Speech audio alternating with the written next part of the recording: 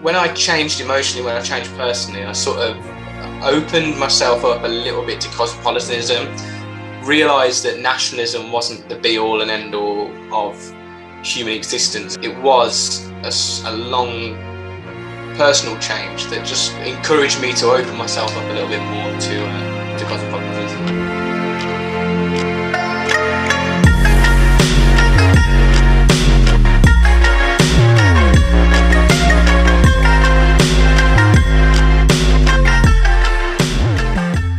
Hello, George. Welcome to the Brexit Reality Portraits project. Could you present yourself? Hi, my name's George. I'm 22. I'm from Birmingham, and I'm a politics graduate. I got into politics at around sixth form, which is about 16, 17, and I was a part of the Conservative Party for a while, and then I was one of the youngest Brexit Party candidates in the country. I think I was second or something, pipped to the post by somebody else. And then I was part of Rory Stewart's campaign.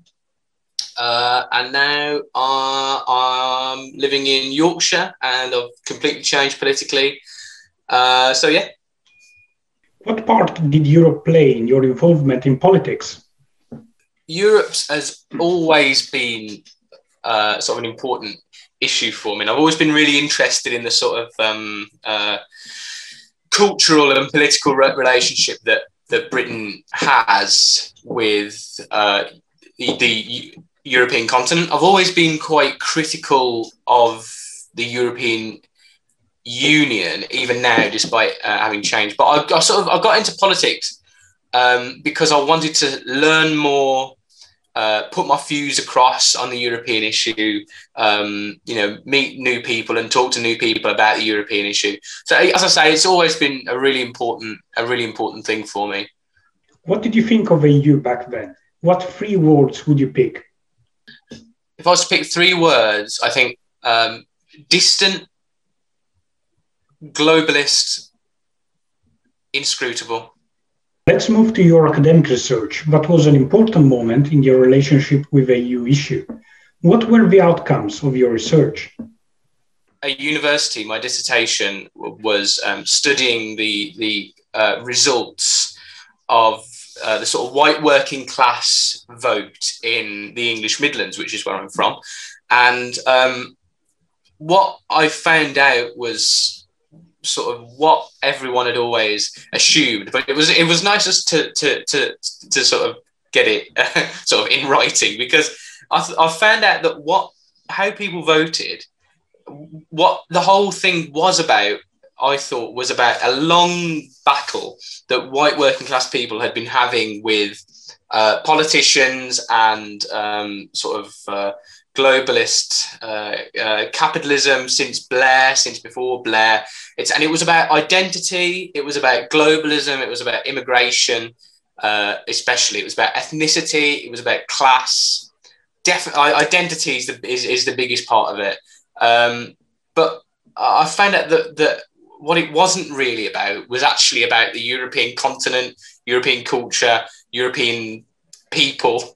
So I sort of found out that us leaving the European Union was sort of a bit of collateral damage from this identity crisis that working class people were having as a result of Blair and Thatcher and, a lot of different things in British politics for 30, 40 years.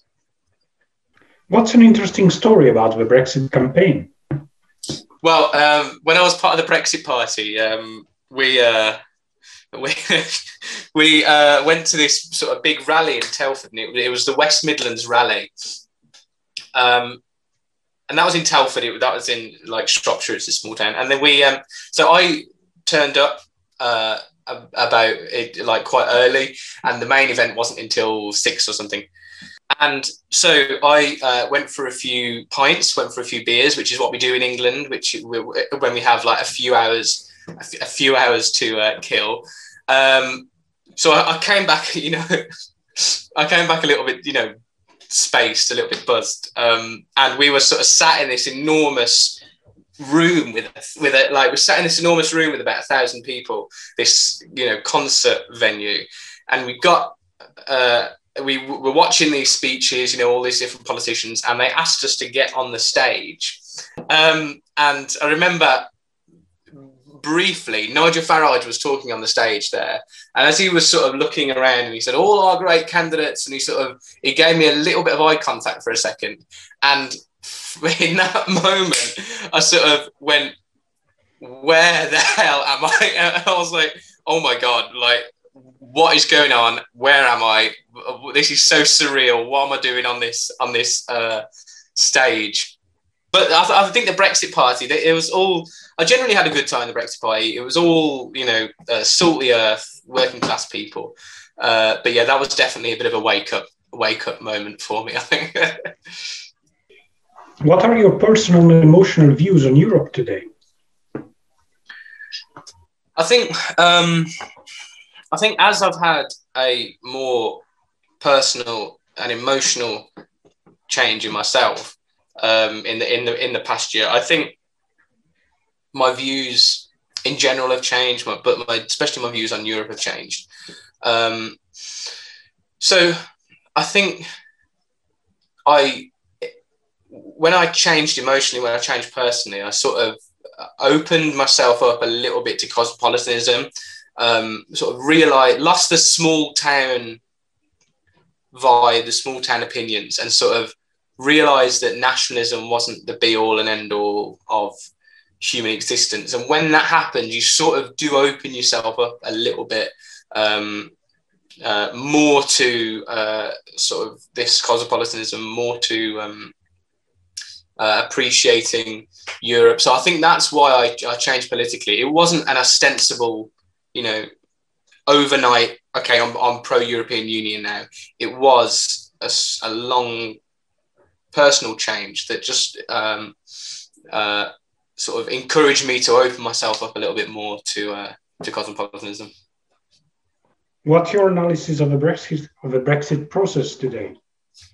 I think the word would be surreal. I think I think that Brexit is. I think every country has had their sort of adventure into populism. Trump, et cetera, and Brexit was Britain's adventure into populism. I think as populism sort of starting to go off a cliff in the Anglosphere, like peter out a little bit, it's starting to become evident how fleeting an adventure Brexit actually was, and how it won't actually, as I said earlier, how it won't actually solve the problems that people voted for it to solve. So I think now the national cathexis is sort of focused on COVID, we have started to realise how much of a fleeting adventure it actually was. So given that, I would not be surprised if we were to rejoin in the next 10 years or something. It wouldn't surprise me. Let us finish with our traditional question. What is your message to all other Europeans?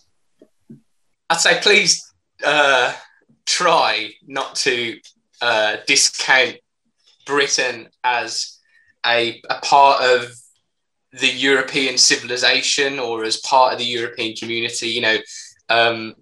We still want you to come here, enjoy the culture. I don't mean just have a go on the London Eye. I mean come here, enjoy the culture. Enjoy we are still one of the many great cultures that make up this European community.